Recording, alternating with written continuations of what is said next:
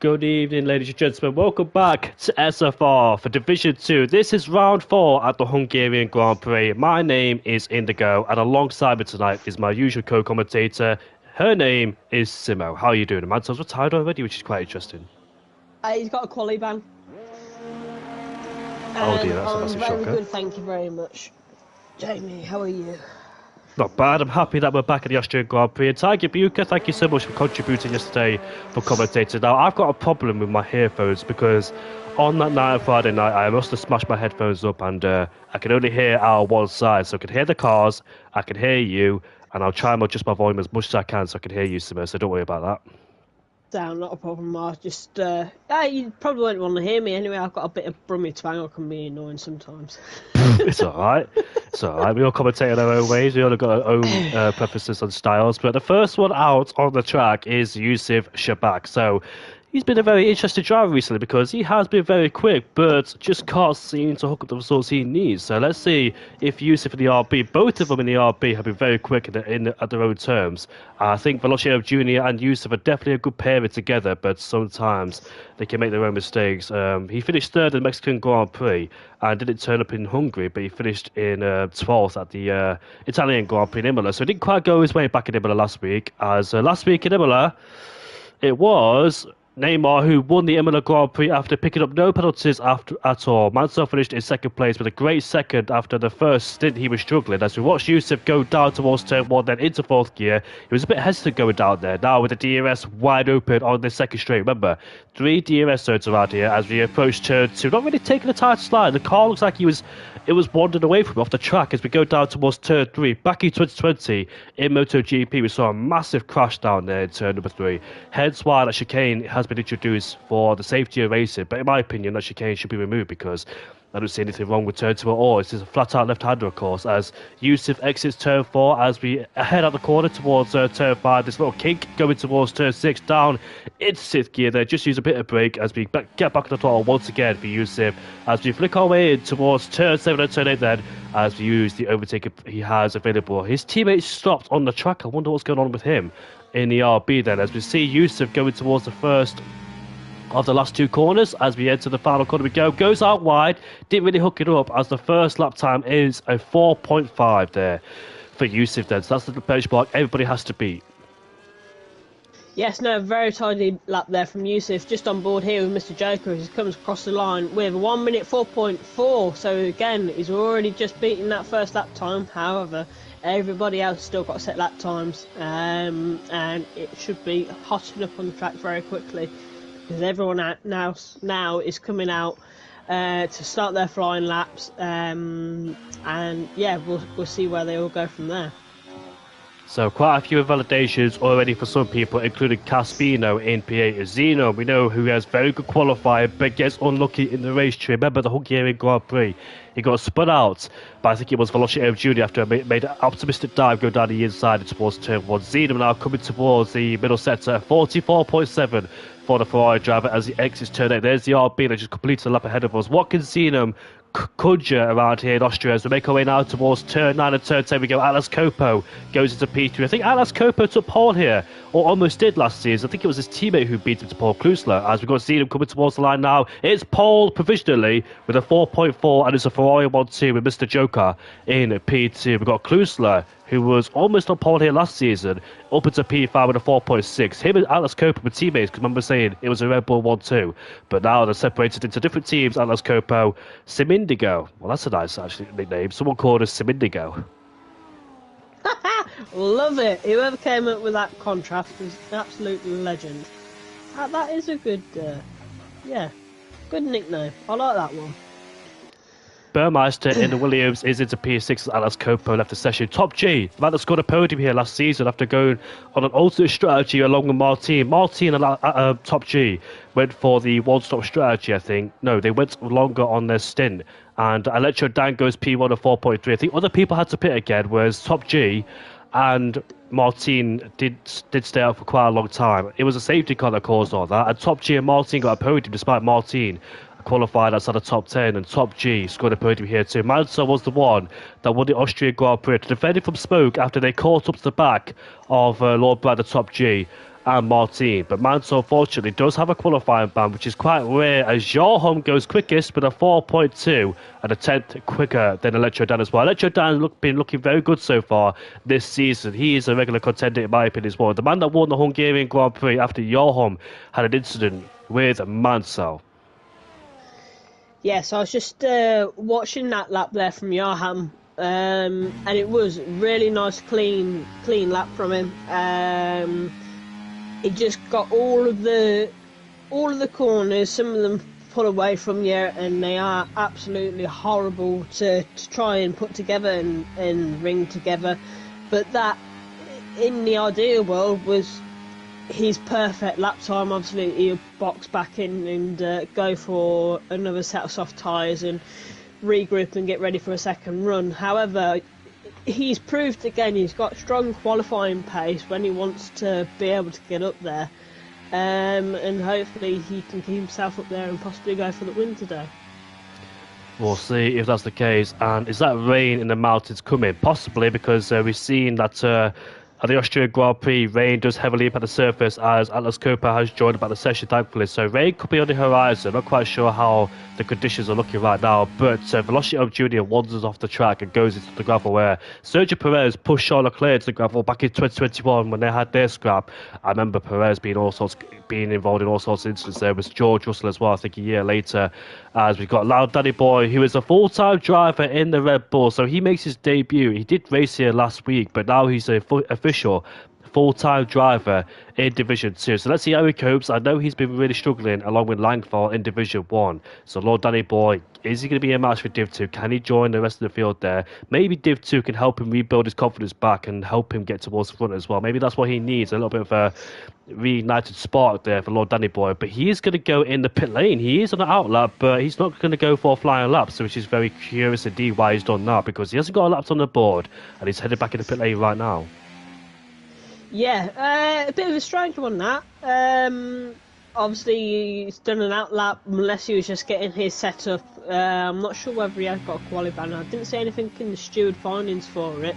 Just on board with Mindful Wasp now coming out for another flying lap, just coming around the final corner, as Youssef sets another passive flying lap of 1 minute 4.2, as Mindful Wasp comes across the line, stays in P16 with 1 minute 5.2. I think he might have got held up by the Ferrari there.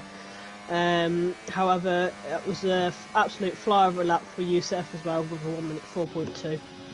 I can see Mr. Joker is 2/10 up in the first set already as he takes turn 3 very nicely, but the back of the car did step out at him. There was an RB who gave him a slipstream up towards the hill, then pulled out the very last second. So Mr. Joker got a very nice slipstream from an opposing teammate. So here we are going down towards turn 4, then locks up on the entry using the curve on the outside. Some people do like to take the inside curve, depends which is quicker, depends if you can set up, can manage it or not, because sometimes the curves are very elite around here. You don't want to take them, especially through these two corners here. Look at that, 2 and a bit tenths up in the middle sector. You want to get as close to the curb as you can in towards turn 7, but obviously missing it as now coming towards turn 9 and turn 10. These daring, it's a make or break corner, these two corners. Can't afford to hesitate whatsoever as we make our way towards the final corner. But Danny Kvyat crashed back in 2017, I believe it was. Here comes Mr. Joker towards the line. It's a 4.2, and he goes quickest by 200s, under 200s of a second there against Yusuf. So that's a very good lap time there for Mr. Joker on his debut in Division 2. Let's see if he can play one of his cars tonight, as he almost blocked Mercedes who came out the pit lane, but luckily he's on an outlap, that Mercedes who just came out the pit lane. Yes, absolutely. Again, fly over a lap. It just goes to show that this is why these guys are in Div 2.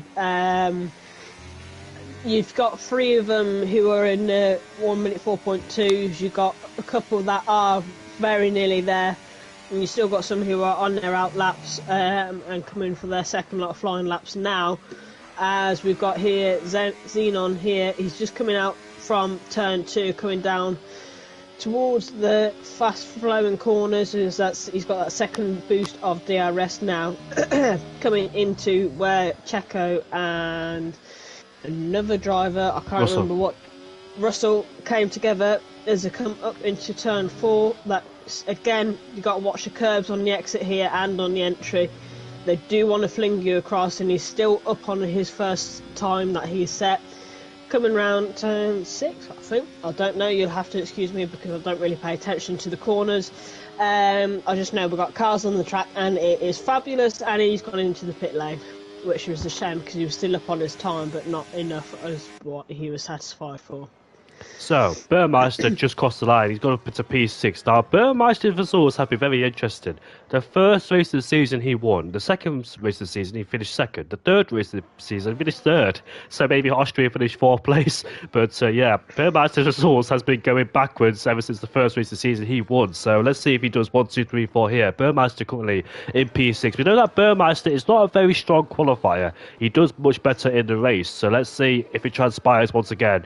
He finished in P3 because I think Lord by the top G picked up so many penalties that Burmeister got promoted up to P3 and got on the podium once again. As we've got Lord Danny Boy, who goes quickest here with a 4.1. So on his debut for Division 2, he goes quickest, and that would definitely boost his confidence because he spent most of the time in Division 1 being at the back, just struggling. But here in Division 2, he looks like he's quickest so far. Will he maintain that way? Because we've got other competitors with 6 minutes left to go in this session on a flying lap, including Yahoo, who is a very good qualifier and has much better race pace this time around. Because if you remember last season, when he joined midway through, he was like Zenum.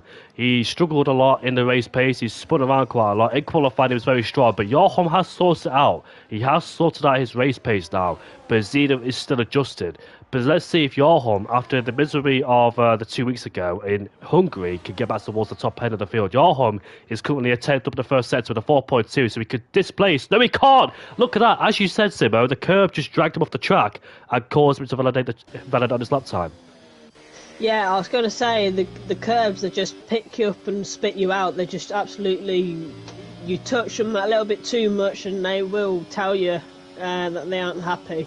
As Lord Allen just goes round the final corner, however, he's just invalidated, his car just steps out. Again, the curbs, you get on that little bit too much, you'll be pushing too much and they'll just tell you, nope, you're not going to get fastest lap time here, and make me validate.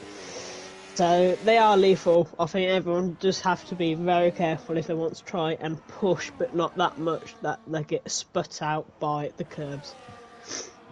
Yeah, indeed. I mean, fell victim of... Oh, there's a bit of traffic going in towards turn 3 with a Haas and a Mercedes. Mercedes gets out of the way. I think that's Alex Copo who's just lingering off the circuit there, as Martin is on a flying lap then in the Red Bull. That man that finished in P3 last season after being banned and returning back by Sonic Hawk as he makes his way down towards turn 4. Very nice exit there from Martin as he used the overtake he has. A little bit of overtake he does have as we make our way now towards turn 6 and turn 7 we go. Maybe the turbulent wake of the car in front disturbed the balance of the car, but he's still 3/10 up in this most setup. He has set a 5.0 then, so he definitely is looking just to try and get himself inside the top 10. Had mega pace last season, but it looks like a massive contrast this season. Now he flicks his way towards turn 9 and turn 10. We go in 5th gear, use the curves very nicely with the DRS wide open for the Red Bull driver. Where's he going to... Oh, only one place better. P17, unfortunately, for Martin there. And Caspino is also another driver to look out for as well in 18th place, because he made his debut in Division 1 last season and he was up there. But in Division 2, he hasn't really had good pace as Caspino. So I really hope things turn around for him because he's had mega pace. I don't know what changed for him from last season to this season. Here goes Balfour Wasp, puts himself into P12, splits both Mercedes. Yeah, I was just on board with him there, and he did have a really nice final sector from what I was watching. So they are pushing. You can see there's not that much of a difference between. They're all in 1 minute 4s. They're just that little bit spread out, but not too much of a spread out as such. So you will get your little bit of a like groups where they run together in the pack. However, hopefully it's not too much, where it will just be a bit quiet. With it being Austria, with it being a shorter track as well, they'll keep in touch with each other, and you'll have the play of the back markers hopefully as well. So I just saw Alex Copo dive off. No, that was Neymar. Sorry. So Neymar dived off into the pit lane, not completing his flying lap there, so he believes that there's more improvement to be found. There is 3 minutes left to go in this session as we've got Yusuf, we've got Mr. Joker who's right behind Yusuf then, and this is the same slipstream as before. Do these two know each other? Are these working together? It looks like they are then, so Ferrari and RB are working together. This is like Mr. Joker's last lap. So I wonder if those two know each other, are good friends, and helping each other despite being in different teams. Then Mr. Joker heads down towards turn 4, braking on the 100-meter board, clipping the apex on the inside very nicely, get back on the throttle without losing the rear end of the car. As we make our way now towards turn 6 and turn 7 we go. Flicky did a bit of a dab on the brake there. We get back on the throttle using all the curb on the exit of the corner. At 44.3, he is 2/10 up in this middle sector. Is Mr. Joker. Could displace Atlas Copo, from Lord Danny Boy, sorry, from pole as he makes his way towards turn 9 we go. Can catch a lot of people out, especially if you take too much curve on the entry. Coming towards turn 10, this can catch a lot of people out too on the exit with the validations. Mr. Joker has set a 3.8 and that is the time to be. What a lap time for Mr. Joker. He's currently on pole on his debut, and I presume Yusuf will get a slipstream return favour back. Yes, he is. He's in the slipstream of Mr. Joker, so I wonder if these two do know each other. I was going to say, the way that they've been giving each other slipstreams and slingshots and all of that, I'm sure they've got to know each other, surely, one way or another. I'm just, I'm lost. Obviously, you would have thought they'd be teammates if they did know each other, but obviously that's not how they wanted to. As we've got Utkarsh now coming around the final corner, and he's going to set a lap time of a 1 minute 4.5, so he's moved himself up a couple of places there, just up into P15. Fairly clean lap. He had a couple of times where the cars snapped at that point, but hopefully he might get round to safe battery and go for another flying lap afterwards. Yusuf has dived off into the pit lane. He's not satisfied with his lap time. Qualified is done and dusted for Yusuf. Then P3 will his best. Let's see if anybody displaces him. Electro Dan is currently on out lap. Oliver, great job from him in P6 with a 4.3. Yarholm with a 4.2. Let's see if he improves in his middle sector. No, he is slightly down in his middle sector, but can he find any more time in the last sector? How daring he's going to be to find a time in turn 9 and turn 10. So make a break corner, high risk, high reward as he makes his way through turn 9 and turn 10. A bit offline going through in turn 9 there, but nice done through 10. Rotates car very nicely. Cross the line now. He's up into P2 with a 4.1. That looks like a better last sector, the comparison to his middle sector. So great lap time there for Yarholm as he's currently on the front row alongside Mr. Joker. Yarholm, his results hasn't been great recently as Oliver has, I think he's regenerated the battery, but he's only got 15 seconds left to try and go for one more lap time. Electro Dan is on a lap time. Lord Danny Boy is on a lap time as well as we make our way now towards turn 3 we go. Lord Danny Boy is currently 500s down in the first sector, but he's, there's a spinner in front of him. That's his own teammate Martin going for a spin at turn number 3. Luckily it didn't affect Lord Danny Boy as we head down towards turn 4. The downhill breaker zone, breaking at the 100-meter board using all the curve on the outside as you narrowly want to miss the inside of turn number 4, which he does do, using the curve on the outside to lean on it, of course, as we go through turn 6 and turn 7 down into 5th, balancing the throttle and the braking as Burmeister goes up into P5. There's a kick Sauber making his way towards the line. He stays where he is. Caspino, unfortunately, down in P18 is the Danish driver as Lord Danny Boy, the Norwegian, heads towards turn 9 and turn 10. Can he get himself back on pole? We're about to find out in a few seconds' time as he plays with the track limits. Here comes Lord Danny Boy now across the line, stays in P3 but does improve by 8 thousandths of a second and only 4 thousandths separating Yarholm and Lord Danny Boy. Yeah, unfortunately there for Electro Dan, he did invalidate his lap time coming out in the first corner, I believe. Just on board here now with Xenon, he's pulling into the pit lane as well, so that is qualifying complete for him. Trying to see who would be next across the line. It would be the Sauber of Caspino coming out round the final corner. Can he improve any of his places? He stays into P18, so that is his qualifying done, and I think that is everybody done apart from, Johan's invalidated as well, so I think that is qualifying complete, Jeremy.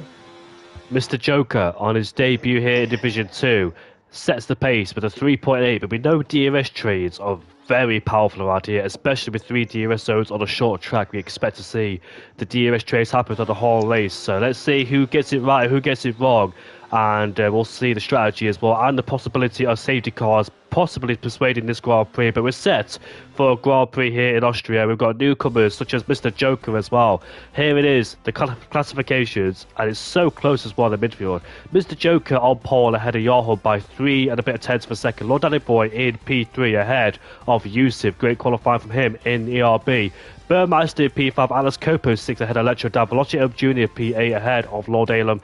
Oliver rounds off the top 10. Neymar disappointed after winning the Imola Grand Prix last week. Zenon P12 disappointed for him in terms of his standards. Top G disappointed as well. Cluser 40. Mindful Wasp, Karsh, Adams, Caspino, Martin, and Madzo, who had a qualifying ban, starts 20th place. And do we know why Madzo had a qualifying ban? Yes, he readied up too soon on the last race. As we have got rain.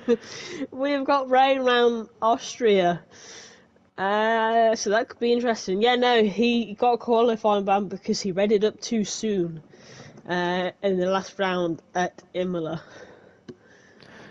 Imagine that, losing the championship not because of a race, it's because you readied up too soon. That anything could ruin your championship, even as something simple as readying up as well. He's currently third in championship as bad, so after the first 2 races not really going his way, finished scored the same result back in Mexico and Hungary, but finished in third place at the Hungarian Grand Prix. Burmeister, let's read the championship out, is first place with 67 points. Neymar, after a win last week at the Imola Grand Prix, a podium in Hungary, but a slow start in Mexico, is second place, 54 points in second. Madsol's 10 points away. Alice Copo and Madsol the same points, 44 points. Third and fourth, Madsol Atlas Copo. Fifth place, Electro Dan with 40 points, only 4 points away from Madsol Atlas Copo. Klusler is sixth with 38 points. Lord Brad the top G, seventh place with 32 points.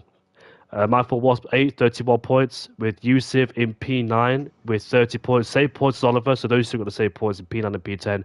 Lord Alem is P11 with 29 points, 1 point away from Oliver and Yusuf. Veloci Jr., a bit disappointed for him really, but currently P12 with 26 points. Same with the Mills, 26 points. And Zenon, 25 points. Adams, 25 points. Yarham, 16th with 22 points. Caspino, 17th with 16 points. Karsh, 18th with 10 points. Martin, P19 with 3 points. And Chris Big Pro, we haven't really seen an appearance from him so far this season. DNF in the Mexican Grand Prix, but other than that, he hasn't really been here. So it is the intermediate conditions for the drivers then. So all 20 drivers are on the inter tyre. And let's see what happens in this Grand Prix. No DRS will be enabled, but the wet weather skills will be enabled, and we'll see who has got the wet weather skills around here in Austria. Yeah, who can be that Schumacher in the rain? That is the main question. But yeah, it could be anybody's race. It depends who absolutely loves the rain. Can Mr. Joker convert his pole position to a win and use these conditions against him? Because obviously the cars behind are going to be having the spray come up, making it harder for them to judge their braking distances and judge the distance from the car in front of them as well. Mindful Wasp disqualified already from the warm-up lap. Mansell, can he do something from P20? Has he got something hidden up his sleeve? We don't know. However, the cars are starting to come round the final corner and line up on the grid, and all the questions will be answered very shortly. There won't be any chaos going down towards turn one. We're seeing plenty of cars before. With Sergio Perez and Max Verstappen went side by side up towards turn 3 in the sprint race in 2023, when Perez pushed Verstappen slightly off the track and Verstappen pushed Perez off in turn 3 before. Not the first time Verstappen's had an incident at turn 3 with Lando Norris last year at the Austrian Grand Prix. What a race that was when George Russell took the victory ahead of Oscar Piastri. But it's all about as well who could pick up the least amount of track limits, like it was back at the Imola Grand Prix, where quite a lot of people picked up a track limit warning, but some picked up lesser than others.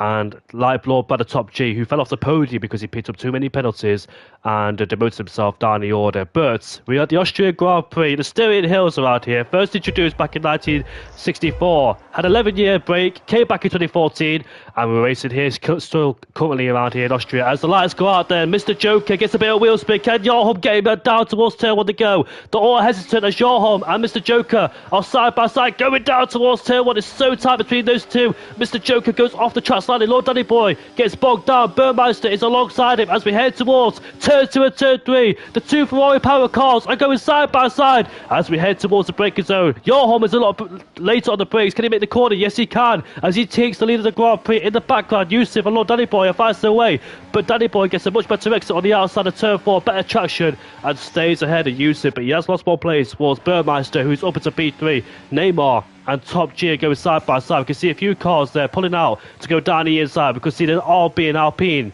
going side by side towards turn 4 we go, with the McLaren driver of Adams. Great start from Adams. He's up into P10. Remember, he didn't make it the first lap last season because he caused the first safety car when he crashed out in turn number 1 last season.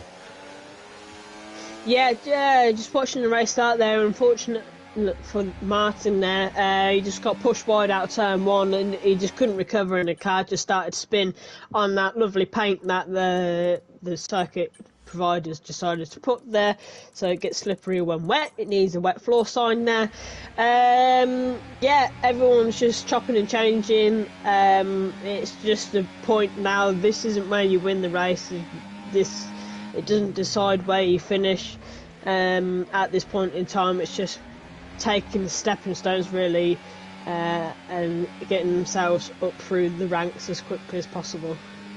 I think Yusuf has left the session, so he is gone, unfortunately. That's why he's dropping down the order dramatically. So, unfortunately, he's gone, but Lord Adam gets so close to the back of Velocio Jr. He gets a tap from Adams there as well. Turn number 3 as he had massive wheel spin out of the corner, as we can see. As we head down towards turn 4 we go. All these guys are struggling in the spray of these own cars. Adams looks very confident. He's going down the inside and towards turn 4. It's a late move from Adams. Can he make it stick as he's side by side? But the RP driver gets a much better exit, but Adams is still there pressurising the RP driver on Lord Aylam, but he's not able to get past him. In fact, he barged him out of the way. Can he get past him now as we go side by side in towards turn 7 and turn 8? Adams gets ahead of Aylam and he puts himself into P9. I said that last week as well at Imola when those two were close together. Adams and Aylam, as we got a spinner, and it is Martin, unfortunately, who spun out of turn 6 and turn 7.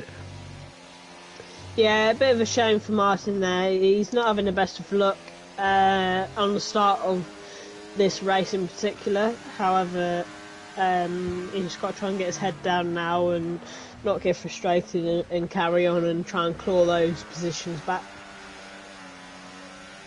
Johan has pulled a gap of 1.2 seconds. Here comes Electro down on the back of Alex Copo. He's going to force a move going down towards turn 3. Leather brakes as we go side by side in towards the breakers. There we go. Electro down, makes it stick, makes the corner, gets a better exit. And also in the background, Adams is flying as well. Oh no, they're in contact. And here comes the RP driver of Lord Aylam now. Taking back what was stolen from him on the last lap. He puts himself back into P7 then as Velocio Jr. gets shuffled backwards into P10. Adams goes deep in the brakes. Here comes Oliver now, side by side with the McLaren driver as he has better traction. A great run out of turn 4 to go into P8, but he's still there on the inside. Contact between Top Brad G and Neymar. They both come together there and put themselves towards the back of the pack there. They were just trying to do a side-by-side there down into turn 5, I think it was, on that little back straight, and they just came together, kept pushing and pushing each other and putting each other into the barrier there, so they will probably have wing damage at that point. Meanwhile, great racing between Adams and Oliver because they went side by side from turn 6 all the way down towards turn 9. Adams swooped around the outside and he took 8th place away. Once again, he finds himself stuck behind Lord Adam because he made contact with Velocio Jr. when he grabbed his left rear tyre and slowed him down at the corner. And now he's pressurising the LP driver once again, who's catching Atlas Copo. Electro Dan, meanwhile, overtook Atlas Copo, puts himself into P5. Next target for him is Lord Danny Boy, but the top 3 are pulled away, and Mr. Joker is under massive pressure from Burmeister out behind. Burmeister, we know, has some tremendous pace in that Williams, always does in the dry or the wet, and now he puts pressure on Mr. Joker once again. Yarholm is in the lead for the first time since the Mexican Grand Prix, and that's when Burmeister and Yarholm had a fight for the lead of the Grand Prix in Mexico. But Yarholm lost it, unfortunately, after he made a mistake in the stadium section, losing traction as Burmeister went on to win the Grand Prix. But Yarholm had 2 DNFs in the last 2 races, so he'll be looking to try and win this one, to try and put himself further along in the championship contenders because he's been very quick, but unlucky at the same time. So let's see if he can try and maintain the lead of the Grand Prix. Let's see if Mr. Joker can keep Burmeister at bay. Yarholm sets the fast up of the Grand Prix on lap 5. 14.7 then, so we're massively off the pace in terms of dry conditions. Will the conditions stay like this for the whole race? Mr. Joker, however, has got to be very careful in terms of track limits because he just went out wide at turn number 1. Yeah, again, this one track's a bit of a stiffler for track limits. Just been watching Mansell here. He is coming up the order. He's making the moves stick. He's making them safe. As he comes up into turn 2, he thinks about making the move, but he thinks otherwise. He thinks smart. As Burmeister takes Mr. Joker now from P2 on the track. So yeah, it's all happening. Mansell's having this little bit of a charge. He's thinking he's the Michael Schumacher of this world at the moment in time. Or the Max Verstappen as well, as we see that the RP driver of Adams, he's under massive pressure for Adams. Adams has got a lot of confidence so far in the McLaren. Look at that, Adams went from 8 plus 9, what's that, 17, as he went from 17th to 8th in a 5 laps time. Shout out to him as well. Where's this pace come from? He's been struggling in the last few races, Adams, but something has just clicked on for him in the wet conditions. He's putting pressure on Lord Alum and Atlas Cooper as well in the Mercedes in P6 then, so this pace from Adams is looking very strong. And if you remember last season when he got taken out at turn number 1, and Adams picks himself up a 3-second time penalty, which I've spoken to soon. Klusler gets ahead of Michael Wass. Not yet he doesn't, because they're side by side at a turn 1, so he's got to finish the move. But Michael Wass does have the inside line going down towards turn 3. Should be able to get him unless Klusler can stick him around the outside and get a better exit. But it looks like the RP driver just gets past and he puts himself into P11 as well. Michael Wass started down in P15. Now he's up to P11. Mansell's on the chart, started down in last place, is up to P16, putting pressure on Zeno in front. But Energy Dan said the conditions are getting heavier. It doesn't look like it for me. It looks like they're getting lighter and lighter for me. So we could see that the dry compound tyres could be introduced shortly in this race. Do you think so, Mel? Yeah, I wouldn't say it's getting heavier. I'd say it sort of stayed the same at the moment since the start of the race. Whether it does start to dry up very soon, then it could be interesting, because as you can see, Yarham he's just consistent at the moment with those lap times, which indicates that it probably isn't getting that much heavier, and it's just that nice in between for the intermediate tyres, as we've got Klusler and Mindful Wasp side by side into turn 1. And I don't think the position has changed at that point, as Lord Allen as well goes ahead of Adams as well. It looks like these two are attracted to each other, Adams and Alum. They keep scrapping away. They did it back in the Imola Grand Prix and they stuck together on the track. But look at Adams with a better exit, another wheel to wheel. But I think Lord Adam is using a bit of ERS there to protect himself, and he stays in P7. But Adams switches down the inside in towards turn 4. Is there any contact? No, there isn't. But that was a very late move indeed. But Zeno is ahead of Mansell, defending from him, as Adams is trying to find a way past the LP, but he just can't find it. But when he tried doing the old switcheroo, because it looks like Lord Adam is struggling in the corners. Adams has got some mega pace in the corners, but not able to get past Lord Adam for the time being then. But gets a better exit. He had a bit of a lag spike there, did the LP driver, but nothing more than that, as Mansell did get past Zeno. He's up into P13. Jarholm has set the fast up again. He improved by 0.4 of a second with a 13.8. So it looks like to me the conditions are getting better. Tiger Bucher says that the dry compound tyres will be introduced in 5 to 10 laps, or minutes, sorry. So we could see that happening very soon. Oh, Adams letting the brakes, taps the back of the RP driver, but gets away with it as he continues to put him under pressure. Where can the McLaren driver find a way through as well as we go up the hill towards turn 2 and turn 3? Can he try and outbrake him? No, he can't, because Adams looks like he has better straight line speed in comparison to the McLaren driver. Yeah, I think conditions are improving. As you can see, you got the two drivers of Adams and Lord Allen there, chopping and changing positions with each other, whereas you got Mansell as well. He's got a hell of a lot of pace at the moment. I reckon he's making at least one position a lap at the moment, I think. Yeah, he's got the pace, he's moving on up, he's already on the back of Mindful Wasp now, so that's going to be another position or two in a couple of laps. As Jarham sets another fastest lap. No, Mr. Joker! No, Lord Danny Boy with a 113.5.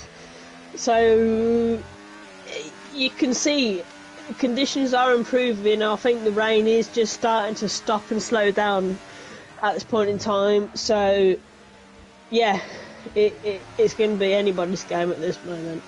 Mansell is pressurising Michael Ross. Remember, these two worked together last season in the Aston Martin, but not together this season because they're in different teams. Here comes Mansell on the inside, breaks later than the RP driver. Nice move there, kept controlled under braking. Mansell up into P12, but Michael Ross looks like he's fighting back, but gets massive wheel spin, and Mansell stays in front of Michael Ross. The next target for him is Klusler in the Haas, completely vulnerable as Adams still again going side by side, but looks like Adams has finally got past the only driver in this field to pick up a 3-second title. So expecting more penalties, especially in the wet conditions, but looks like these guys being more cautious, but still anybody could pick a penalty.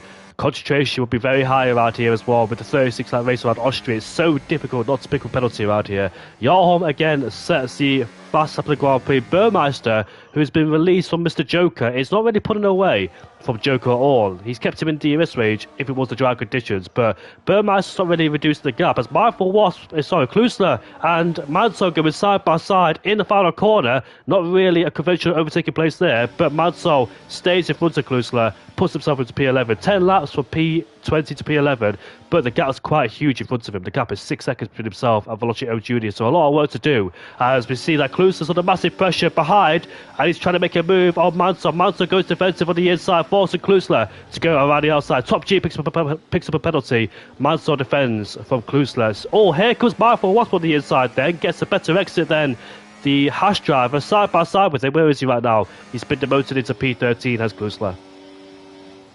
Yeah, it's just a bit of a hit. Everybody hits at once. Unfortunately, there for Klusler. Obviously, Michael Ross got that 3-second time penalty. However, he's now got Klusler's now got Xenon behind him as well, and they're all going to be wanting to take advantage of each other. However, Mansell is just starting to pull away from Mindful Wasp. He has got that half a second gap as Caspina there gets a 3-second time penalty. So people are starting to lapse a little bit. Tyres might starting to go off as well. As Klusler talking about him as well, gets a 3-second time penalty. So all of these time penalties are starting to come together as we have the 4 of them, 4 of them starting to bunch up together. As I believe Xenon's going to try and do the inside line. He thinks better of it. So things are starting to hot up now. They are getting used to these conditions. There was contact in turn 9. Klusler and Xenon went side by side towards 9. Now Karsh is on the back of him going down towards turn 3. Tries to go up the inside, but I think Xenon might have a better exit on the outside, and he does. We can see Karsh have a massive wheel spin, the exit at turn number 3, taking the acute angle going towards turn 3. Can't really get the exit he needed to get past the Ferrari driver, but there was contact in turn 9 between Klusler and Xenon, and they almost spun each other out. Klusler had to go off the track, and Caspino took advantage of them both. He puts himself into P13 ahead of the 2 drivers that were faster away. As you can see, that Michael Wasp is really struggling there, gets bogged down as Jarholm with a 13.2. You can definitely tell the conditions are starting to lighten up as Mr. Joker sets a 13.1. I think Mr. Joker's pace is starting to come back because I thought Burmeister would pull away from Mr. Joker because he had great pace and overtook him on the track, but he's kept him within DRS range. Mr. Joker's got some decent pace, and in the background, not too far away, is Lord Daddy Boy. The gap is 1.5 seconds there, so Lord Daddy Boy has been thereabouts. So has Electro Dan in P5 as Adams is right behind Copo. Side by side going towards the break zone he goes. Adams is a bit late on the brakes and he makes the corner stick as well. So Adams is flying to the corner. Sorry, flying to the grid. He opens to P6 from P17. Fantastic work, all from the overtakes he's done so far in the wet conditions around here in Austria. Yeah, he's just driving his own race. He's taking it careful. Obviously, he's got that 3-second time penalty. However, he's taking the race into his own hands and just being very careful with what he does. As Mindful Wasp is dropping backwards, he's had the kick salber of Caspino and the Hassel Klusler go past him, just like sort of as such that he's just been like, yeah, have the positions, whether there was contact with him or he's just generally really struggling and his tyres are going off really bad. He's now got Xenon all over the back of him, and he will have Utkarsh as well in the McLaren as he pulls into the pit lane. So I'm wondering whether his tyres has gone off. Is it going to go onto the slicks? Because the rain does look like it has stopped on the camera. It's a bit too early. It has stopped on the camera. Rain has stopped, but it might take a lap or two to dry. So I think Mindful Wasp has pulled it a bit too early. Could be the good call, or maybe one lap too early. So here comes Caspino down the inside. These guys are thinking now to pit on the drag powered tyres because the fastest laps keeps being demolished every single lap as Lord Alum is Atlas Copa going side by side. It looks like Atlas Copa has dropped backwards again and Lord Alum puts himself into P7. But I think these guys might pit one lap later. Let's see what Johan does. I think, what's happening to him? So he's got off the track there in turn 10. Did he mean to pit or did he try and stay out? I'm not quite sure, but he went off the track because Oliver has pitted himself with 3-second penalty. Burmeister is in the pit lane. Mr. Joker is in the pit lane. 23 laps on mediums is going to be a shout as well. Good shot there, Daniel, but they'll have to survive towards the end. These guys are going to go on the hardcore power tyres. Mr. Joker and I think Burmeister are going to go on the hardcore power tyres. Most durable tyres will take them towards the end. This is a good time to pit from mediums to hards as well around this time. So I think it's the usual strategy, but it's into to hard this time. But Mindful Wasp will struggle. Burmeister wiggles at the pit lane. Be very careful too not to hit the wall. And let's see, is this the right time to pit? Has he made the right choice? We're about to find out when Yahoo pits. Yeah, I'm just on board with him with Mindful Wasp. He's running wide. He's struggling to get the car stopped at this point in time, but when the track does start to come into his own hands, he can use it. Oh dear. We're not too sure. Oh no, is that Mr. Joker? Mr. Joker's gone for a spin at turn 3. He picked up himself a 3-second time penalty and he's broken his end plate too. So it looks like Mr. Joker is starting to struggle in these conditions as Lord Adam goes through and Martin is on the inters but under massive pressure from Lord Adam. I think it's the right time to pit to go the hardcore power tyres. It's all about adapting to these conditions as Lord Adam gets a better. Oh, he goes on the grass there as he saves the car and now side by side with the Red Bull driver who sneaks back up the inside and stays in P8 then. So despite under massive pressures, Adams has set the fast lap of the Grand Prix. He continues for one more lap as Adam as Lord Alum gets a 3-second penalty. And here comes Oliver on Mr. Joker. And here comes the RP driver side by side with Martin as he blocks his entry to go with the pit lane if he wants to pit or not, not quite sure. But he stays out for one more lap. But I think it's the right time to pit, do you think?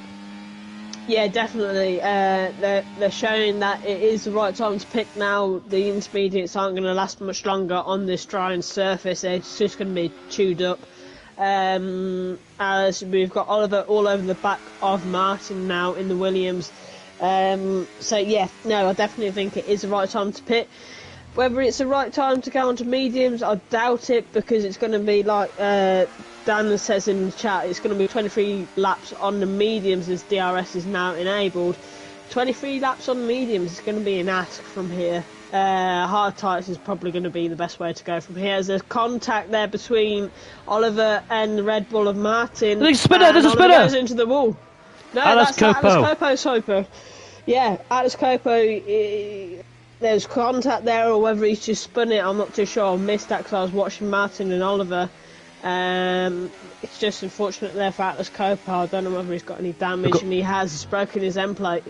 We've got another spinner too. It's Mindful Wasp in the same place. Another spinner. It is Mindful Wasp. He's on the mini compound tyres. Atlas Copa is spun by himself. That's a big misfortunes there. As Mansell picks himself up a 3-second penalty as Atlas Copo dives into the pit lane. What a shape for Atlas Copo, running in a great place as well, but spinning there on the hardcore pod tyres. Caspino now sets the fast up the Grand Prix. What's the situation? Lord Danny Boy is up to P3, hunting down Burmeister. Johan is still in the lead of the Grand Prix. The gap was about 3.8 seconds.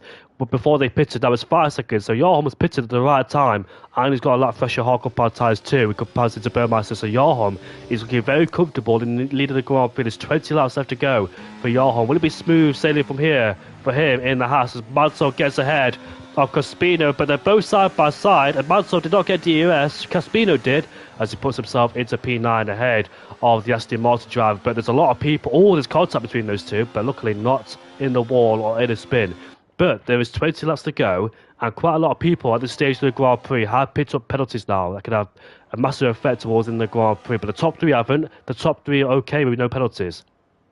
Yeah, I was just about to say, you got Electro Dan, Adams, Lord Allen, Oliver, Caspino, Mansell, Clouser, Utkarsh, and Mr. Joker, who have all got 3-second time penalties. Lord Brad, the top G, he's got 6 seconds worth of time penalties, and Mindful Wasp has got 9 seconds of penalties in total. So hopefully the rest of the guys who haven't got penalties try and make use of not getting penalties, as Martin gets a 3-second time penalty there now. Everyone else has just got to try and keep it clean and make sure they don't get penalties, and if they have got penalties, to just be careful on what they are doing. Not sure what happened there between Caspino and Mansell, because when I went to ball with those two, Caspino was off the track fully down at turn 3. It's not quite sure if Mansell sent it down the inside, pushed him off the track, but however, Mansell now puts himself into P9 ahead, and Caspino both had difficult qualifieds, and they're both inside the top 10 with a 3-second penalty, as their closest rival is 5 seconds in front, which is Oliver down in P8 there. As Velocio Jr., we haven't really talked about him much in this Grand Prix, and he's right behind Lord Adam, and a few people in front of him do have penalties as well, so he can catapult the order towards P4, as P4 upwards have penalties. Actually set the fast up the Grand Prix too, so Velocio Jr. is flying, as Lord Danny Boy is right behind Burmeister, battle for P2 going on here, and Danny Boy on his debut here, full time, going wheel to wheel with the Williams driver, who's in the championship fight, as Danny Boy gets a better exit, but Burmeister has the DRS, so I think he might get it back going down towards turn 4 there. As Burmeister's now ahead, once again on Lord Danny Boy, unless he tries to go back down the inside. Burmeister goes a bit deep on the brakes there, but he stays in P to his top G now. Sets the fast up to Grand Prix, which keeps tumbling down as the track gets drier. Yeah, Burmeister obviously is battling with Lord Danny Boy. Whether Danny Boy can get himself back up into P2, that is another question. He's got to keep eye on making sure that he doesn't get many track limits. As Johan there sets the fastest lap of the race, so here comes Danny Boy all over the back of Burmeister. Is he going to make a move up into turn 1? He thinks better of it, and going to try and get himself up in to DRS range again, get that second burst of DRS. Is he going to try and make a move? He's thinking about it. He's going to try and go up the inside, and he makes the move stick before he has to brake for the corner there, as Mansell gets another 3-second time penalty, so he's starting to rack up penalties there. I think Velocio Jr. is flying as well, just set the fast up for the Grand Prix, puts pressure on Lord Alum and Adams, so once again those two find themselves together. Mr. Joker now sets the fast up for the Grand Prix on the mini compound tyres, but tyre wear will be concern towards in the Grand Prix for the people in the mini compound tyres. Mr. Joker, Alice Copo and Mindful Wasp, they all had troubles except Mindful Wasp. I'm not quite sure why he went to the mini compound tyres, because the other two didn't have a choice. Mr. Joker and Alice Copo booked to go to the mini compound tyres because they had to change their wings, so they went from hards back to mediums. So those two didn't have a choice, but Mindful Wasp did, and he made the wrong choice because those mediums will die off towards the end. It's like a situation like last season when those guys who pitted under the first safety car had to survive towards the end. I think it was Top G and Martin, because Mansell and the rest of them caught up so very quickly. Velocio Jr. has set the fast up for the Grand Prix again. Here comes Burmeister back up into second place. Those two will be trading DRS. But in the background is Electro Dan. Adams is 4.8 seconds away. And Velocio Jr. is trying to find a way past these two, as Lord Adams gets past Adams, and here comes Velocio Jr. as he puts himself past the McLaren driver. As you can see that Adams goes a bit wide out of turn number 3, but Velocio Jr. will have the DRS on the back of the RP driver. Let's see if we might overtake him going down towards turn 4. Caspino and Mansell fighting. Here comes Velocio Jr., but thinks better of it as he stays behind. The RP driver is flashing away, trying to regenerate the battery loss, trying to overtake Adams, as in the background Mansell has been overtaken, but now he overtakes Caspino, puts himself back into P9. So those two having their own private battle there. As you can see, Klusler is ahead of Karsh, puts himself into P11. Great drive, by the way, through Karsh into P12 after a difficult past few races, but he's doing a good job so far. Is Karsh in the McLaren? Yeah, no, he's having an absolute flyover race. He's just got his head down, he's got himself going and just trying to make sure that he don't make any mistakes. As he is all over the back of Klusler, he's going to try and make the move. He's going to make it stick. He does. Bit of a... you got to be careful making the moves round in that final couple of corners. However, just make the move stick. As we have Velocio Jr. Getting ahead of Lord Allen there.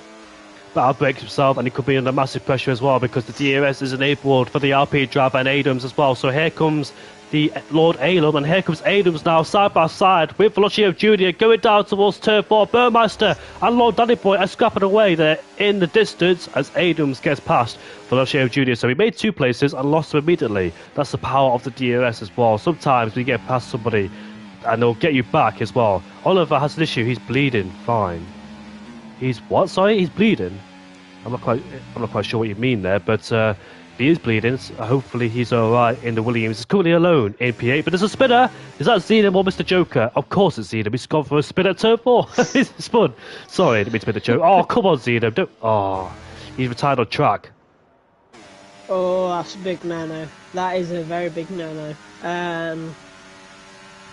Yeah, we'll have to see what the stewards say about that.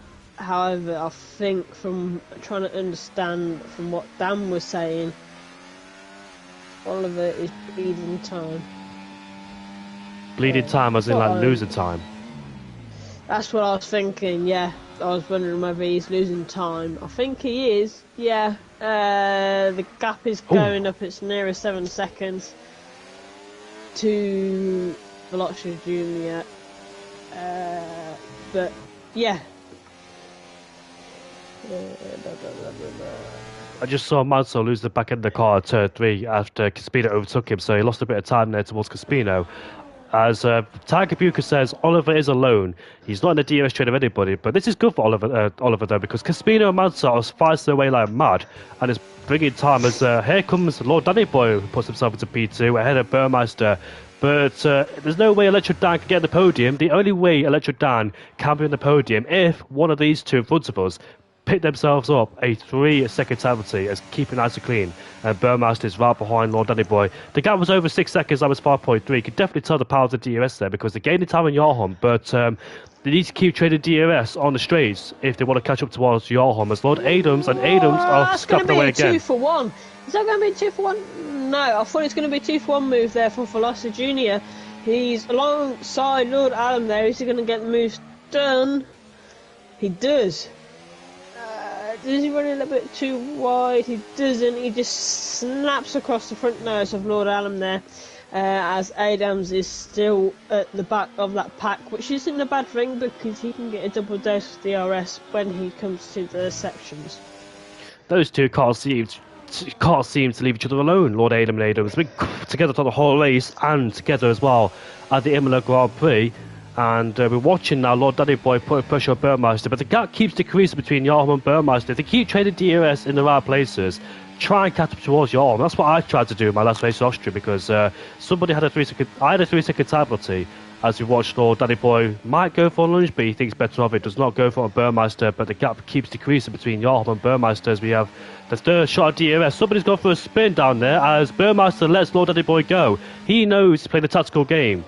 As long as he keeps using DRS and slingshot past, he should be okay. But Mindful Wasp has gone for a spin. That is Mindful Wasp. Yeah, Mindful Wasp has gone for a spin. He's got himself back going again now. Shame there. He wasn't having the best of races. He gambled being the first onto those medium tyres. So hopefully he can get himself into the headspace. He's pulling into the pit lane, so we'll see what he's going to be doing from there. Perhaps another set of mini-cup bar tyres to go on to take towards the Grand Prix. No safety cars or no virtuals have appeared in this Grand Prix, so credit to all the drivers there. But the gap keeps going down between Yarm and Danny Boy. Remember the gap was like over 6 seconds at one point. Now it's 4.6, so it keeps decreasing between those two because Burmeister and Danny Boy are definitely playing the game of trading DRS, trying to catch Yarham as Electro Dan is in the background there. So Burmeister slingshot himself past, put himself back into P2. I presume Lord Danny Boy, because look at that, the gap went from 4.7 to 4.3, so definitely a lot of time game there. As we watch these trio battle away again. This is Lord Alum, Velocio Jr. and Adams all scrapping away for P5, so that's their own personal private battle between those three. Mansell and Caspino can't leave each other alone either, as they're fighting for P9 and P10. But Oliver's maintaining the gap between Mansell and himself. The gap stayed over 3 seconds consistently for quite a few laps there between himself and Mansell, so he's definitely running his own race down there in P8. Yeah, just watching Mindful Wasp has gone onto the soft tyres there. So he's going to try and pinch the point away from someone for the fastest lap. As we're on lap 26 or 36 already, it feels like it's been a bit longer than that. However, we're nearly at the end of the races. We've now got 11 laps left to complete of this Austrian Grand Prix. And here comes Danny Boy on Burmeister once again. So Burmeister is harvesting battery purposely to try and regenerate the battery and overtake him on the next straight again. You can see him like downshifting from 8th to 7th because a few guys do that to try and save battery as we head up towards turn 3. But I'm not quite sure if this is going to work or not because it's not really been working, but it has been pulling the gap down steadily between those two there because they need to keep playing in the right places because Burmeister needs to get past Danny Boy again. They keep niche training, like saying, for example, Danny Boy get past Burmeister on the second straight, then Burmeister gets past Danny Boy on the third straight. That's what they keep doing. Keep slingshotting each other past on the both straights there if they can. I was going to say, yeah, they've just got to try and use each other for the DRS to pull in the car ahead of them. They've just got to try and, although they're against each other at this point, they're in different teams and they're not on the same team. They just got to try and use each other to pull themselves in and try and gain that position. Tell you what though, Danny Boy's got some mega pace here tonight as Burmeister gets past him again, puts himself into P2 in the same place as we go down towards turn 3. Now Danny Boy will have the DRS. Will he get past him up towards turn 4? Let's see if he does that because the battery levels are quite good as Michael Wasp has retired in the pit lane, so no safety car will be deployed. His race was ruined after he pitted a bit too early and on the medium compound tyres too, which was not durable enough to take towards the end as Danny Boy does not get past Burmeister. So they only traded DRS on the second straight, not both of them. I think that's because here is Adams and Lord Adam now side by side. But Lottie Jr. has been dispatched and gone now. He's out of the DRS range of this battle. So these two left alone once again to fight it out for P5 and P6, although they both have a penalty in the race. But the gap keeps decreasing between Burmeister and Jarholm. The gap is 3.9, but will it be enough towards the end of the Grand Prix to catch him? Hopefully. Again, Burmeister and Danny Boy got to work with each other to pull that gap down to get them towards Jarholm as they swap positions again. Just making sure that they don't fight too much, as they got to remember that they got Electro Dan behind them, who, although he has a 3-second time penalty, it could just take a couple of times for one of them to go off of track, get track limits, and then get that 3-second time penalty, in which it is game on for Electro Dan to get that podium. Jarholm could be in massive trouble seeing that the gap keeps decreasing between Danny Boy and himself and Burmeister too. So Jarholm there under massive pressure. He's still controlling this race, is the man in first place, but he knows the two behind him are working together to bring that gap down and try and find a way to get himself in DRS range of the leader and have a four-way battle for first place. That could be very interesting. Electro Dan is in the background of all of this in P4, not really getting involved. He knows what's happening in front of him, so maybe taking advantage later on just in case if something happens there. But as we head on the main straight once again, I presume Burmeister will get past Lord Danny Boy on the second straight and vice versa on the next lap as well. So here we are then with the DRS. Copo goes into harvesting mode and here comes Burmeister. The gap has gone down to 2.8 seconds. I think Jarholm has made a mistake somewhere. The gap's decreased dramatically. Look at that, 2.4. The gap's going down dramatically. So I think Jarholm must have made a mistake somewhere. They're already there. They're right there.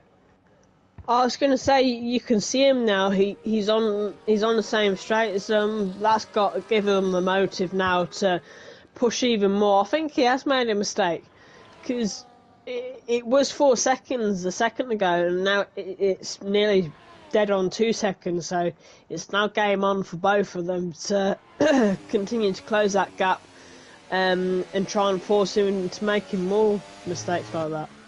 Sometimes you've got to align with the enemy to hunt down other people as well, and that's exactly what they're doing. Burmeister and Lord Danny Boy combining forces to bring down the real threat, which is Jarholm and P1 there. So we could see a three-way fight for first. These two will work together. They betray each other in the last few laps of the Grand Prix because they want to go for the win, but they keep trading DRS in the right place at the right time. As we can see, Danny Boy swooping through it up into P2. I've done this before when I had to chase somebody for the lead of the Grand Prix, traded DRS with somebody in a different team. I think we've all done it before as well. working together in harmony, then later on, that's when you all portray each other and fight it out towards the end. Yeah, absolutely. I've done it before where I've been helping others out. As Martin gets another 3-second time penalty there. Yeah, you've just got to try and help each other out as best as you can, knowing that towards the end of the race you've actually got to be like, nah, yeah, screw you, I'm having this position back now, you've helped me get up towards the podium or whatever, I'm going to be having that place from you as such. Sorry, I love this kind of racing, you know. It's not really a battle going on, but it's working together to bring a battle later on in the Grand Prix. This is good racecraft, good racing etiquette, very smart IQ play from these guys as well. Trading DRS, knowing that they can't catch Yarham on pure pace, knowing that they got to work together to try and catch the leader of the Grand Prix. Burmeister now puts himself back in second place, and the gap will go probably under 2 seconds between him and Yarham as well. So Yarham, despite being comfortable in the lead, he thought, as Burmeister makes a mistake. So I think that's a lot of boy has to go past, because Burmeister had a massive wheel spin out of turn number 3 there, but he still stays in front for the time being then. Yarham, who thought he controlled this race, finds himself under massive pressure now. The gap's gone under 2 seconds. And will it be enough with 5 laps left to go? Will Burmeister catch Yarham and Lord Danny Boy? And should we see a fight towards the end between the top 3 who've been very strong in this race? But Yarham knows that Burmeister and Danny Boy have been working together to bring the gap down and holds him down towards the end of the Grand Prix.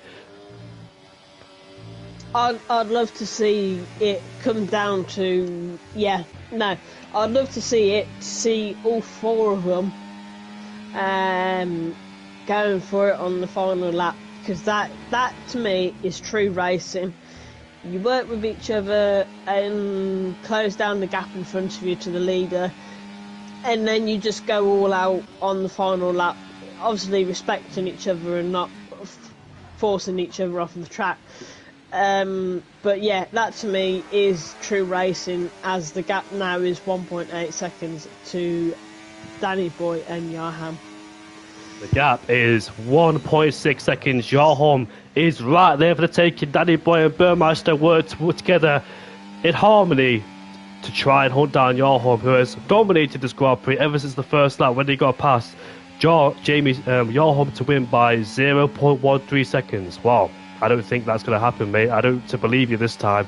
I think one of these two, Danny Boy and Burmeister, might win, because Yarham will be vulnerable towards the end, because what Danny Boy and Burmeister will try to do is keep Yarham in first place on the last lap to try and give themselves a chance as Danny Boy goes off the track, and that's the second time I've seen him do that this race. As look at P5, that's a massive battle going on between those 3 there. Let's see what's happening in P5.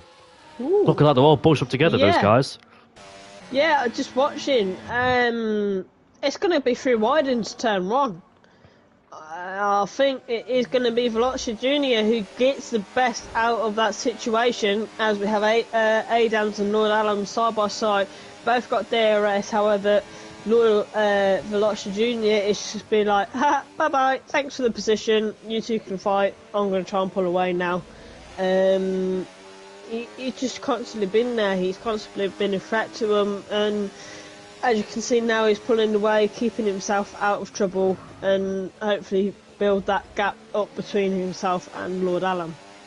They are tantalising close to get inside Yarham's DRS range. Burmeister is 1.6 seconds away with Danny Boy. This is helping Danny Boy and Burmeister in terms of saving their battery, because one saves battery, then the other next lap saves battery as well. So it gives them a chance to save battery whilst hunting down Yarham, who is vulnerable because he can't really save battery. He's on 40%, and if he does save battery, that would mean that Burmeister and Danny Boy would get the DRS quicker. But the gap's been brought up a little bit as well. The gap's 1.9 seconds, so Burmeister's lost a bit of time. Here comes Danny Boy back to be overtaken for the lead of the Grand Prix. But is there any way that Danny Boy can... I think they need to trade DRS on both straights, you know. That's what they've been missing out, because they do it on one straight only. So I think they need to switch through on both straights. Look at that, the gap went from 1.9 to 1.4 seconds. But here's another kicker.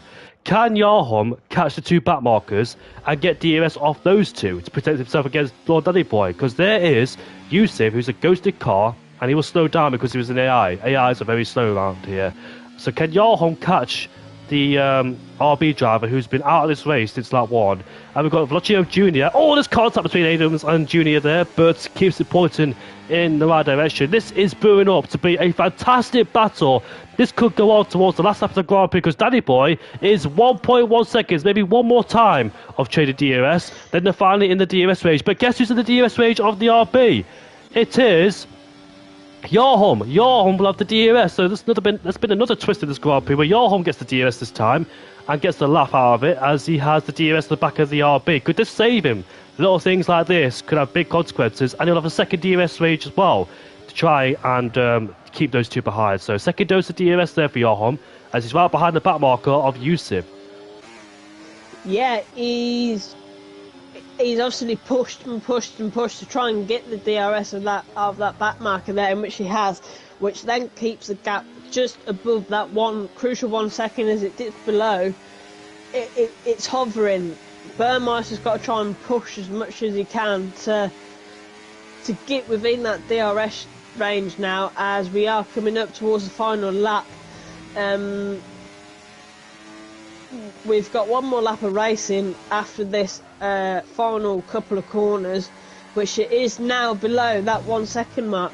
So now Burmeister's going to be trying to push to try and get that gap bigger from Lord Danny Boy as well, and hopefully try and snap that win away from Yarham. It's the last lap of the Grand Prix. Burmeister has finally gotten the DRS range. Yarholm has been controlling this race throughout the whole race. There is 2 DRS zones left on this racetrack. We're going up towards turn 3, a possible chance to overtake, but Burmeister is too far away. They both need to focus the exit of turn 4. Will Yarholm stay ahead? Burmeister gets a better exit than Yarholm. The DRS or the battery will be used on the straight. Yarholm is derated. He has no ERS left. Here comes Burmeister switching to the outside. Breaks later than Yarholm, going down towards turn 4 as they go wheel to wheel. A bit of contact there, but Yarholm just stays ahead of Burmeister as we head up towards turn 6. Yarholm goes defensive on the inside. Burmeister has to stay behind. Again, this is great defending there for Yarholm, who just stays in front of Burmeister. I think there's no way to overtake now for Yarholm and Burmeister. I think it's over. What a fantastic defence. It all came down towards the last lap of the Grand Prix as we head through turn 9 and turn 10. Yarholm, after 2 DNFs in the last 2 races, he won the first race as he heads round the final corner. Here comes Yarholm, who wins the Austrian Grand Prix, who wins a second time this season after 2 DNFs, has done it under massive pressure. He became the hunted after the first round of pit stops when Burmeister and Danny Boy were working together, but Yarholm kept him at bay. What a fantastic drive as well. Amazing drive from Yarholm, not to lose his cool, constantly seeing the gap go down between himself and second place, to defend that much as well. Fantastic. It all came down towards the last lap. Maybe the DRS on the back of Yusuf helped as well. Absolutely, yeah. Yeah, it was absolutely fly over last lap from all of the drivers there. Yarham did his very best to get that win. He wanted it so bad, and he knew that Burmeister would be there. But yeah, it was absolute fly over a lap, and congratulations there to Yarham for that second win of the season. I thought Burmeister would take the victory, but Yarholm did a mega job as well. And also one thing as well, he used the RB. He didn't overtake him on the straights. He used the RB to save battery. He did the battery himself, just in case something like that happened on the last lap. So that could have helped him as well. Little things make a big difference as get those 3 in the party. Electro Dan was just in P4. Here is the results then. So Yarholm wins the Grand Prix. Burmeister second place. Lord Danny Boy, fantastic podium by the way, on his return back as a full-time driver in Division 2. Boost his confidence as well, knowing he has great pace. Electro Dan in P4. Velocio Jr. P5 ahead of Adams, 17th to 6th. Great drive, that was all in the wet conditions. Lord Aylan finishes in P7 ahead. Oliver Manso finishes in P9. Caspino 10th place. Klusler P11. Karsh is 12th ahead of Martin. Lord by the top G, not a race he was expecting after a good one at the Austrian Grand Prix last season when he finished second. Neymar, 15th place. Not really seen much of him this race either. 15th place. Last week's race winner. Mr. Joker, we know, spun at turn 3, lost his own plate. Yusuf is 17th place ahead of Alice Copo. Mindful Wasp 19th, and there's 2 DNFs. Xenom and Mindful Wasp. Xenom did retire on the track. That could have massive consequences towards the end. Yeah, just getting these podium guys in. Hopefully we should see him very shortly. I know Burmeister likes to call off as well. It takes a few minutes to try and join the party. Indigo, you was right not to believe me. I was a whole 0.0056 out. I knew you want to get it right this time, Daniel. I knew not this time. You may have big balls, but they're not crystal. He was right about the rain, but unfortunately he was not right about the finishing time there. Do you know what? That was actually a fantastic race because we didn't have a battle for the whole race for the lead of the Grand Prix, but we had it on the last lap when they halted him down. That was great teamwork between those two there, Danny Boy and Burmeister. They recognised what they were doing. They understood that using the DRS would bring the gap down even more to try and bring down Yarholm. So great teamwork there from those two, recognising the situation they're in, not being in parties together, communicating on the track, swapping DRS every single lap as we see Burmeister join the party, and Danny Boy hopefully should be here as well. I'll invite him because he needs an invite. I did invite him.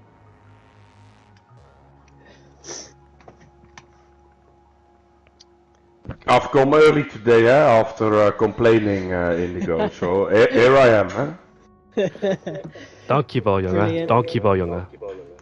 I should have made that last move, You probably, but unfortunately you didn't. You still hurt. It had Spider. No, I'll take it. Danny Boy, we have sent you an invite, so hopefully you receive that and join the party so we can kickstart the interviews.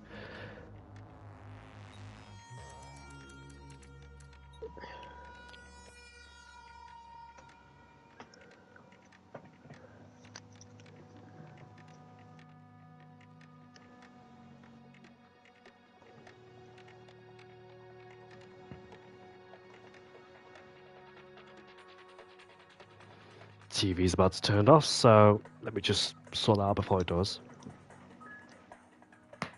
Come on, yes. Like Danny Boy says he hasn't got an invite. Yes, you have. Oh, I've sent him free now.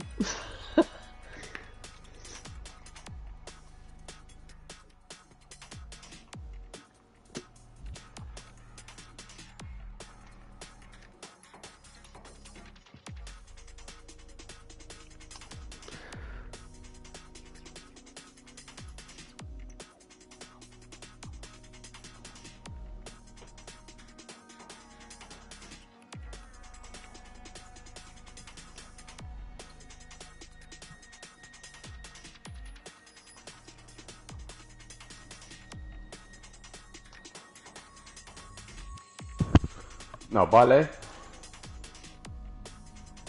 Is he here? Simo left the party, mate. Did she? She. Start with me, mate, and let's see where it ends. Yeah, we might as well start with you.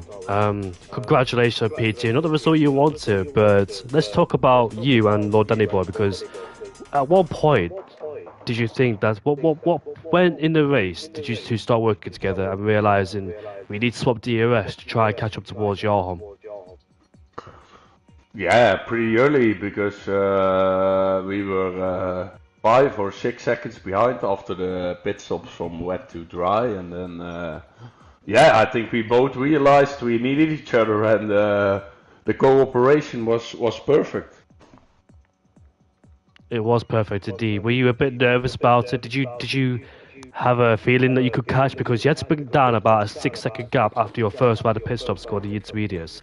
But I broke it. I don't know what I did. Sorry.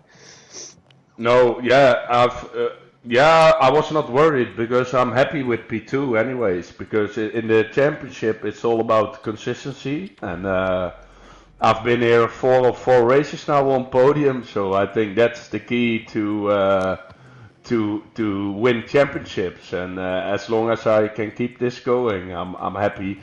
And today it was just a bonus that Lord Danny Boy was cooperating so nice with me, like 1 lap of push, 1 lap of saving, and then keeping behind each other. And in the end, Yaram was feeling the pressure, I'm sure, and it was a bonus that I got that last chance on turn 5, I think it is, down the hill. And yeah, Yaram hit me a bit, but I don't mind. It was a bonus move anyways. But I thought, let's go for it, and we'll see where it ends. Yeah, because it all happened on the very last lap, literally, when you finally got in the DRS range. You must have been a bit frustrated, because, like, I thought you two would catch earlier than that, like lap 33, lap 34, but you lost a bit of time towards your home. And plus, did you see he had DRS as well on the back of the back marker of Yusuf? Pooh, I didn't see that, but I also thought we would catch up more quickly, because normally if we could save one lap behind each other and do one full push lap on hot lap or overtake or something like that, at least pushing, I thought we could down the gap by 8/10 a lap or something. But you're telling me he had some DRS also then, and that was making it difficult for us.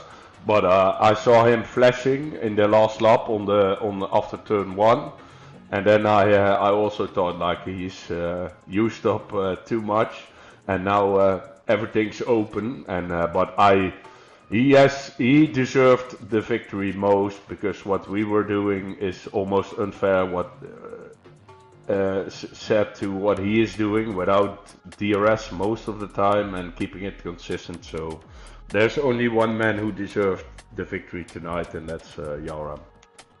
Yeah, because you both had the upper hand of helping each other DRS, but Yarholm had nothing. Just this race paced skill craft, which he has definitely improved in the last few races after last season, after a difficult time.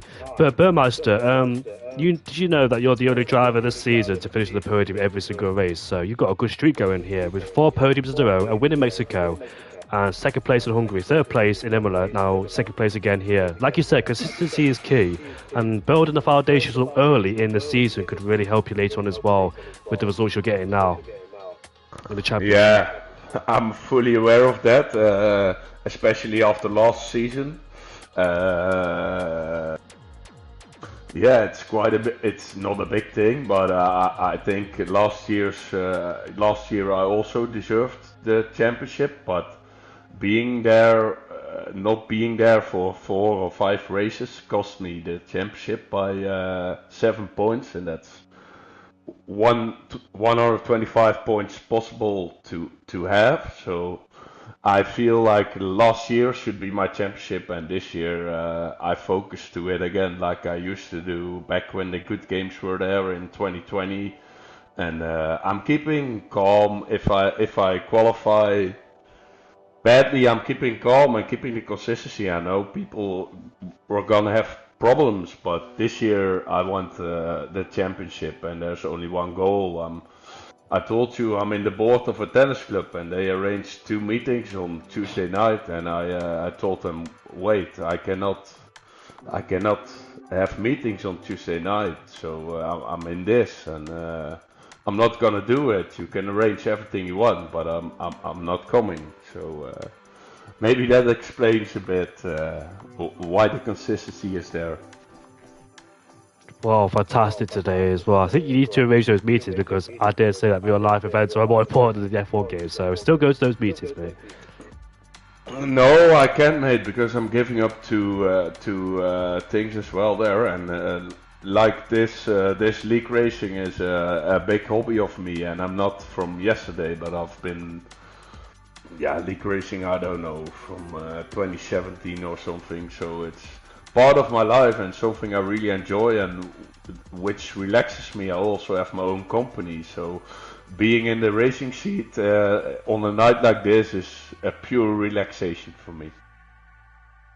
I can relate. I can dig that as a commentator myself. Something that I enjoy doing. It's like a hobby for me. I love doing it, and I've done it since 2018. So I can dig that and understand that too. So yeah, I do understand, Burmeister. But congratulations today. You did a fantastic job on P2, hunting down your home. But how do you feel as well for the next race, which is going to be the Belgian Grand Prix?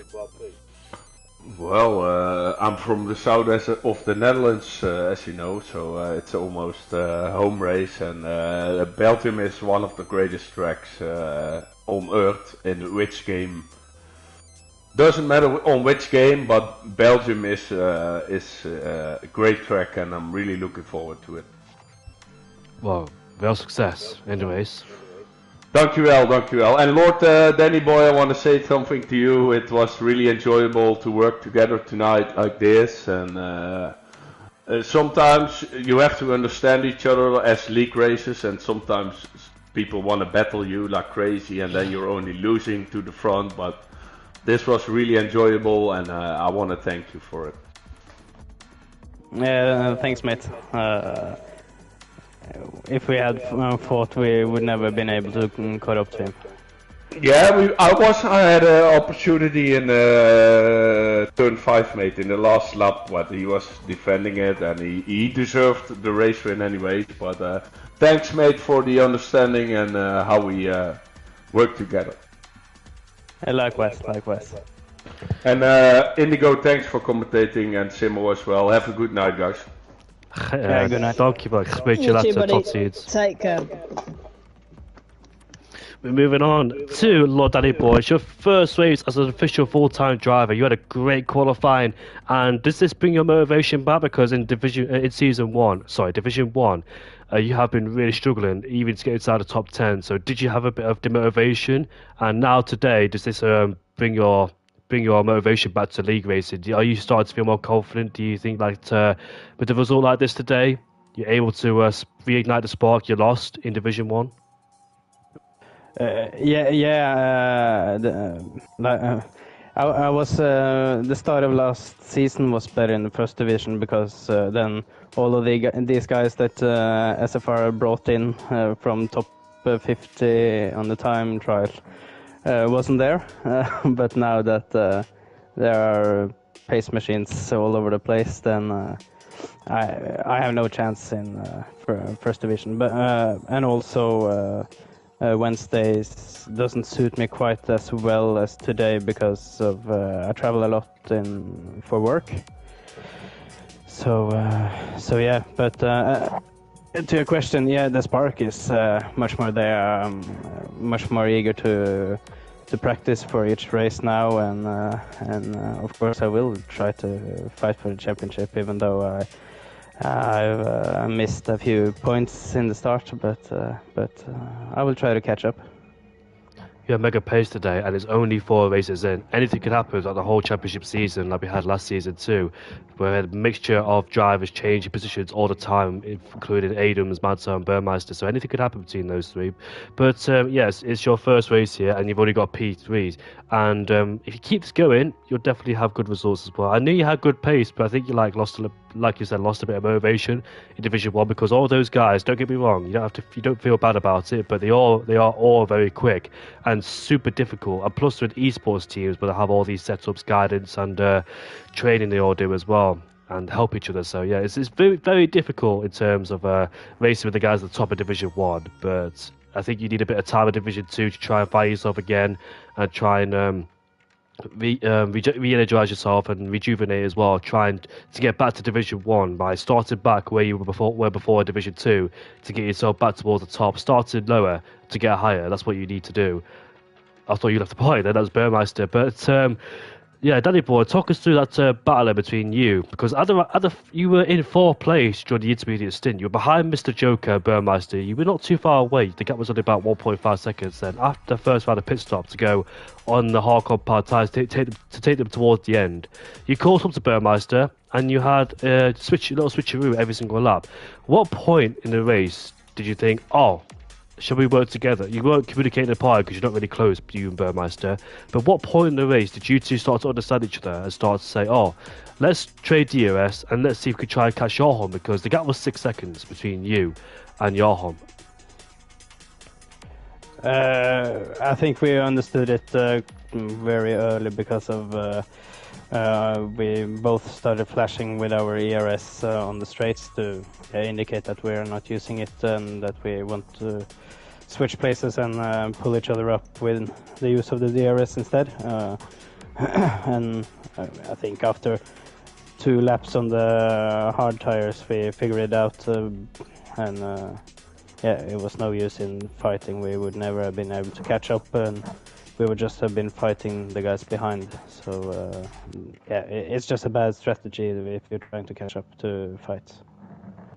And you eventually caught up to Johan, but on the final lap. But you were in a bit of a predicament because Burmeister got in second place at the right time on the last lap, whereas you were in third place. So it didn't really work out in your favour because, yes, you got yourself back towards the front, but on the last lap, you couldn't do anything because Burmeister and Johan would fight together. Burmeister would have the DRS get past Johan, and you'd be stuck in that DRS train in third place. Like Electro Dan, which is following you guys throughout the whole race. Ever since he picked up that 3-second time penalty, he understood the assignment. He stayed in fourth place the whole time, and when Burmeister caught up to Johan, you were just stuck in third place. So actually, it worked out for Burmeister because you couldn't really overtake for the leader of the Grand Prix being in third. And unfortunately for you, it didn't really work out in the end. But still got a podium today. I think that's what you're expecting. Yeah, and when I figured it quite early, but maybe 2 laps before we caught him, then I saw that I wouldn't be able to be in second place when we caught up to him. And if I would have pushed for being second, then I don't think we would be able to catch up to him on the last lap. So it was better that Burmeister got it, and then I got a safe third place. So yeah, third place is better than fighting for something and then just dropping off. Yeah, because I was very amazed to see that kind of teamwork as well, especially when you don't know the other driver because you're not really that close, and you two end up working together. I don't think I would have done it, in my opinion. I don't think I would have ever thought about it. I'd just be thinking about second place, staying on the podium because I know Electro Dad's behind me, I know Burmeister's behind me, so I would have thought about surviving and staying in second place and not picking up the 3-second time penalties. But as well, you didn't pick up any penalties at a race that is very difficult to not pick up one. It's a brutal track for track limits, and I saw you go off the track twice in the final corner. So you must at least have had 2 warnings, if not just one. But were you also concerned about track limits as well, because track limits could have ruined your race? Yeah, I got 2 warnings, but I'm not too worried about my race pace and the track limits I've been training on. I haven't got much penalties, so pretty safe in that regard. Yeah, I think it was a good race. I think I could be fighting Yaran better if I was quicker on the start of the race when it was wet. But when the track dried more and more out, I found my pace much more than when it was properly wet. Well, you did a fantastic job today. Your first race in Division 2 as a full-time driver.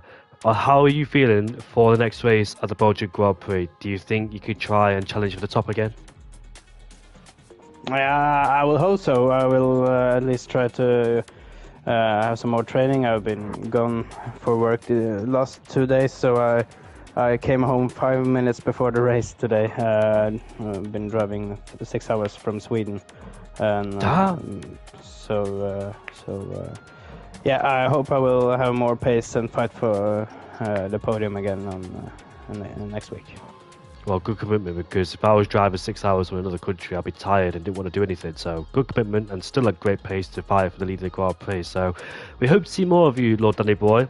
We hope to see more of you in Division 2. And after struggling and being essentially at the back of the pack in Division 1, here in Division 2, it looks like you found your feet and more comfortable, and hopefully you could see you challenging more for the front of the field. So congratulations today. And Simo, I must have asked every single question, but have you got any questions for Lord Daddy Boy?